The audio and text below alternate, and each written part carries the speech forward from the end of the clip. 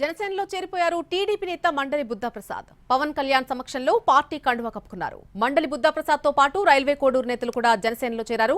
అవనిగడ్డ నుంచి పోటీ చేయమని పవన్ అడిగారని చెప్పారు. అందుకు చంద్రబాబు కూడా మద్దతు తెలిపారని అన్నారు మండలి బుద్ధప్రసాద్.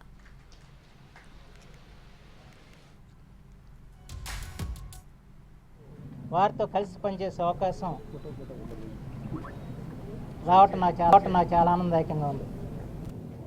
ఎందుకంటే ఇది కూటమిగా పోటీ చేస్తున్నాం కనుక ఈ రోజున అవనిగడ్డ నియోజకవర్గం జనసేన కేటాయించడంతో దాన్ని అక్కడ ప్రజాభిప్రాయం ప్రకారం సర్వేల ప్రకారం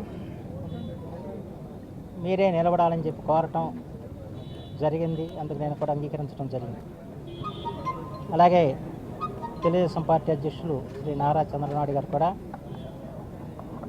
ఈ నిర్ణయానికి వారు కూడా స్వాగతించడం జరిగింది. మా అందరి కోరిక ఒకటి వాళ్ళ రాష్ట్రం గురించి.